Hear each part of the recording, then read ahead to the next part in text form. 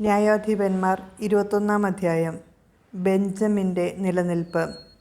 ഇസ്രയേൽക്കാർ മിസ്പയിൽ ഒന്നിച്ചുകൂടി ശപഥം ചെയ്തിട്ടുണ്ടായിരുന്നു, നമ്മിൽ ആരും നമ്മുടെ പെൺകുട്ടികളെ ബെഞ്ചമിൻ ഗോത്രക്കാർക്ക് വിവാഹം ചെയ്തു കൊടുക്കുകയില്ല.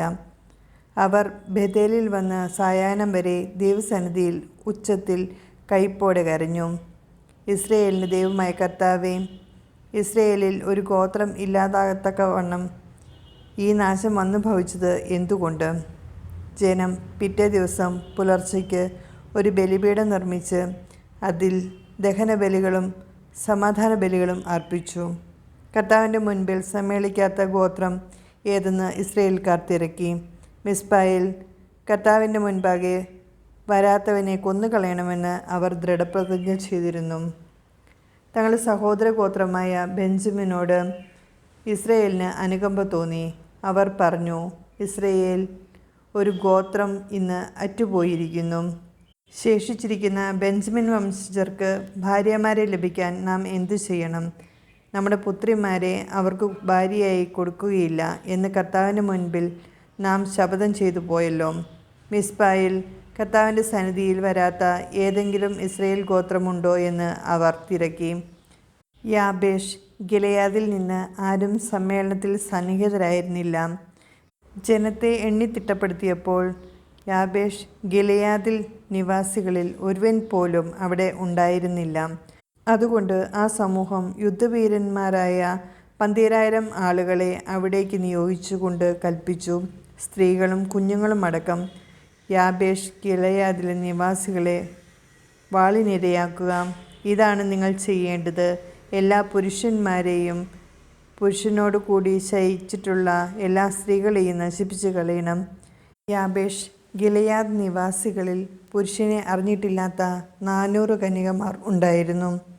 അവരെ കാനാൻ ദേശത്ത് ഷീലോയിലെ പാളയത്തിലേക്ക് കൂട്ടിക്കൊണ്ടുവന്നു.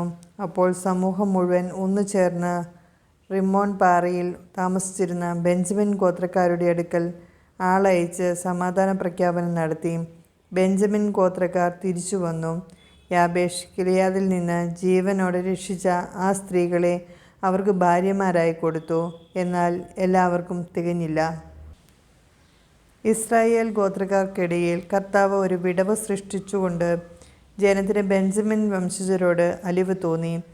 അപ്പോൾ സമൂഹത്തിലെ ശ്രേഷ്ഠന്മാർ പറഞ്ഞു, ബാക്കിയുള്ളവർക്ക് കൂടി ഭാര്യമാരെ ലഭിക്കാൻ നാം എന്താണ് ചെയ്യുക? ബെഞ്ചമിൻ ഗോത്രത്തിൽ സ്ത്രീകൾ അറ്റുപോയല്ലോ. അവർ തുടർന്നു, ഇസ്രയേലിൽ ഒരു ഗോത്രം മൺമറഞ്ഞു പോകാതിരിക്കാൻ ബെഞ്ചമിൻ ഗോത്രത്തിൽ അവശേഷിച്ചിരിക്കുന്നവർക്ക് ഒരു അവകാശം വേണമല്ലോ. എന്നാൽ നമ്മുടെ പുത്രിമാരെ അവർക്ക് ഭാര്യമാരായി നൽകുക സാധ്യമല്ല.